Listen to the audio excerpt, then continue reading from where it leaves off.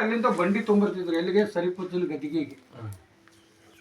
ಆ ಬಂಡಿ ಬರಬೇಕಾದ್ರೆ ಆ ಬಂಡಿ ಒಳಗಡೆ ಭಜನೆ ಹಾಡುಗಾರರು ಹೆಂಗಿದ್ರು ಅಂದ್ರೆ ಅವ್ರದ್ದೇ ಆದಂಥ ಒಂದೊಂದು ಶಕ್ತಿ ಭಕ್ತಿ ಆ ಹಾಡಿನಲ್ಲಿ ತುಂಬಿಕೊಂಡು ಆ ಒಂದು ಸರಿಪನಿಗೆ ಅದು ಒಂದು ನಮನ ಸಲ್ಲಿಸ್ಲಿಕ್ಕೆ ಅವ್ರು ಬರ್ತಿದ್ರು ಭಜನೆ ಮಾಡಕ್ಕೆ. ಅಂಥ ಟೈಮ್ನಾಗ ಒಂದು ಹಾಡನ್ನ ಯಾರೋ ಪುಣ್ಯಾತ್ಮ ಹೇಳಿದ ಹಾಡನ್ನ ಅದು ನಾನು ಇವತ್ತಿಗೆ ಮನಸ್ಸಿನಲ್ಲಿ ಇಟ್ಕೊಂಡು ಆ ಹಾಡು ಹೇಳ್ತೀನಿ. ಆ ಹಾಡನ್ನ ಅರ್ಥ ಹೆಂಗೈತೆ ಅಂದ್ರೆ, ಆ ಹುಂಜ ಯಾರಿಗೂ ಭಯಪಡಲ್ಲ. ಭೂಮಿ ಮೇಲೆ ಹುಟ್ಟಿದ್ದ ಮೊದಲು ಬಸವಣ್ಣ ಹುಂಜ, ಆಮೇಲೆ ನಾವೆಲ್ಲ. ಅದಕ್ಕೆ ಆ ಹುಂಜನ ಇತಿಹಾಸ ಹೇಳ್ತೀನಿ, ಕೇಳ್ರಿ. ಹುಂಜ ಬಂದೈತವ್ವ ಒಂದು ಹುಂಜ ಬಂದೈತಿ, ಅಂಜಿಕೆ ಇಲ್ಲದ ಕೂಗುವ ಕೂಗು ಕೇಳಿ ಬರ್ತೈತಿ, ಗೆಳೆಯ ಕೇಳಿ ಬರ್ತೈತಿ, ಕೇಳಿ ಬರ್ತೈತಿ, ಗೆಳೆಯ ಕೇಳಿ ಬರ್ತೈತಿ. ಹುಂಜ ಬಂದೈತವ್ವ ಒಂದು ಹುಂಜ ಬಂದೈತಿ, ಅಂಜಿಕೆ ಇಲ್ಲದ ಕೂಗುವ ಕೂಗು ಕೇಳಿ ಬರ್ತೈತಿ, ಗೆಳೆಯ ಕೇಳಿ ಬರ್ತೈತಿ, ಕೇಳಿ ಬರ್ತೈತಿ, ಗೆಳೆಯ ಕೇಳಿ ಬರ್ತೈತಿ. ಆರು ಬೆಟ್ಟದ ನಗರದ ಮ್ಯಾಲೆ ಆಡುತ್ತೈತವ್ವ, ಆರು ಬೆಟ್ಟದ ನಗರದ ಮ್ಯಾಲೆ ಆಡುತ್ತೈತವ್ವ, ಹುಂಜ ಬಾಳ ಚಂದಾಗೈತಿ ಸಾಕಿ ನೋಡುವ, ಹುಂಜ ಬಾಳ ಮುದ್ದಾಗೈತಿ ಬೆಳೆಸಿ ನೋಡುವ. ಹುಂಜ ಬಂದೈತವ್ವ ಒಂದು ಹುಂಜ ಬಂದೈತಿ, ಅಂಜಿಕೆ ಇಲ್ಲದ ಕೂಗುವ ಕೂಗು ಕೇಳಿ ಬರ್ತೈತಿ, ಸರಿಪ ಕೇಳಿ ಬರ್ತೈತಿ, ಕೇಳಿ ಬರ್ತೈತಿ, ಗೋವಿಂದಜ್ಜ ಕೇಳಿ ಬರ್ತೈತಿ.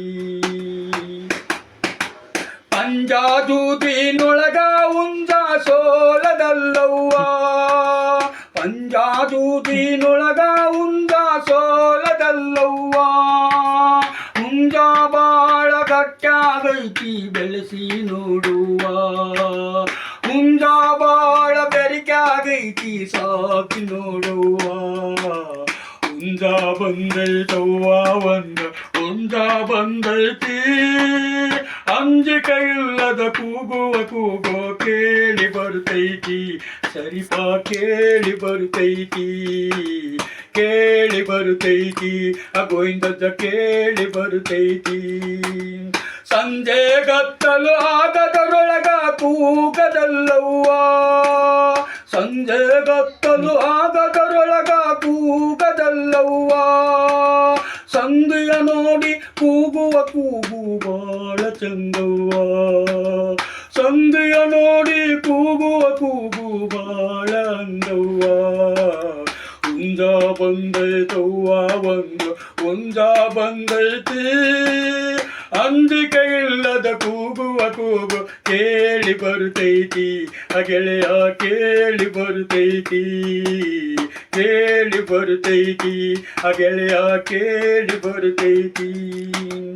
ದೇಶದೊಳಗ ಶಿಶುನಾಳಧೀಶನೋ ಸಾಕಿದ ಹುಂಜವ್ವ, ದೇಶದೊಳಗ ಶಿಶುನಾಳಧೀಶನೋ ಸಾಕಿದ ಹುಂಜವ್ವ, ಹುಂಜ ಬಾಳ ಚಂದಾಗೈತಿ ಸಾಕಿ ನೋಡುವ, ಹುಂಜ ಬಾಳ ಮುದ್ದಾಗೈತಿ ಬೆಳೆಸಿ ನೋಡುವ.